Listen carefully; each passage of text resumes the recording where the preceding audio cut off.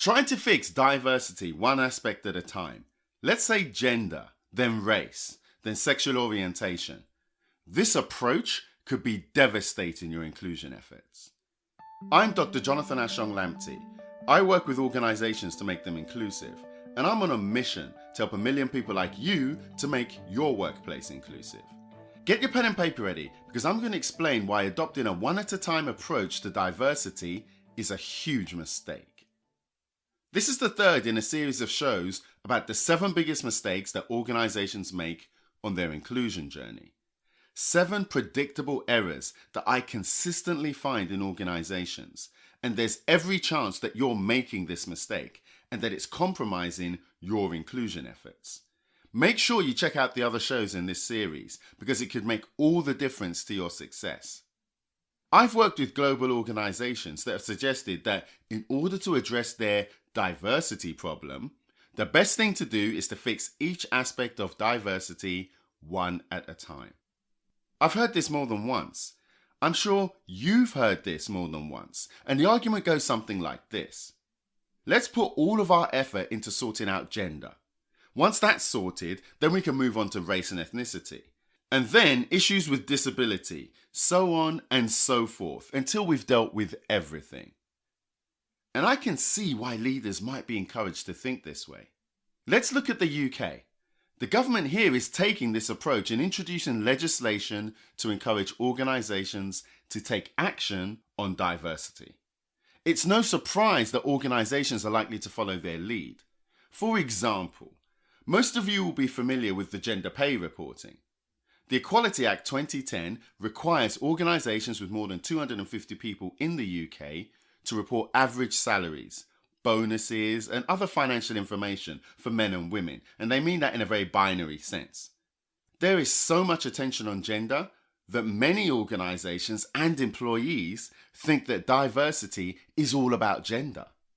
The incentives are there for leaders to deal with gender as an issue because of the attention that this subject is getting worldwide. And I mean from governments worldwide. Governments all over the world, from Iceland to India, have introduced legislation to increase the number of women in senior leadership roles for large companies.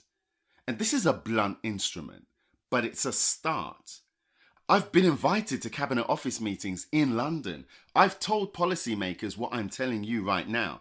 It's a start, but in the long term, it's short-sighted. It's too basic because it ignores the multiple social identities that we have as individuals. It implies that as individuals, we can conveniently pick and choose how our identity is experienced. And therefore, organizations can also conveniently pick and choose how to create an inclusive workplace. And actually, some individuals can pick and choose. We've talked about privilege and intersectionality before, but this is a privilege that most of us don't actually have. And it's that privilege which means that some people benefit more than others. There's a growing body of research that suggests that white women are the primary beneficiaries of diversity initiatives. And this is because of that privilege. And regular listeners will have heard me say this before. This means that black women, Muslim women, women with disabilities, or black Muslim women with disabilities are ignored. They're ignored because of this one-at-a-time approach. At this point, you'd be right to point out that there's loads of groups that I haven't mentioned here, particularly if you belong to one of them. And that's the issue. The one-at-a-time approach sends a message that some aspects of diversity are more important than others. In your mind, that may be true. For your organization, that may be true. Now, you understand the context and you understand the circumstances. However, we have to be careful about this approach because it often creates hierarchies of pain, where it's obvious to people that some aspects of diversity are considered to be more important than others. And why does this matter? Because this leads to one of the 3 biggest problems that organizations experience on their inclusion journey. And that is a difficulty in engaging the people that they're trying to include. And this sends a message that if your dominant workplace identity, your dominant social identity, so let's say for me it's being black or being a man, if that's low on the hierarchy of pain, that's going to marginalize people. That's going to marginalize me. The one at a time approach can make this worse. So the way to actually address this issue is by using an intersectional lens, by recognizing that as individuals, we do have multiple identities, and these have an impact on our experience within the workplace, but it also means it should have an impact on your inclusion activities.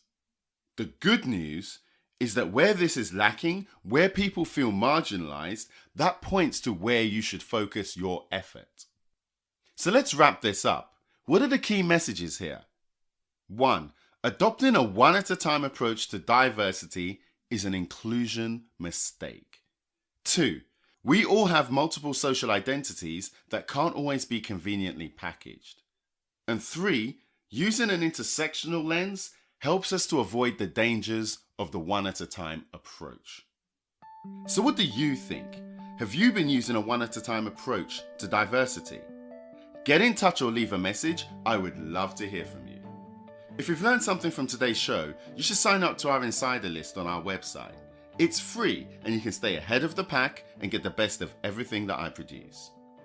Thanks for listening, and I'll see you in the next episode.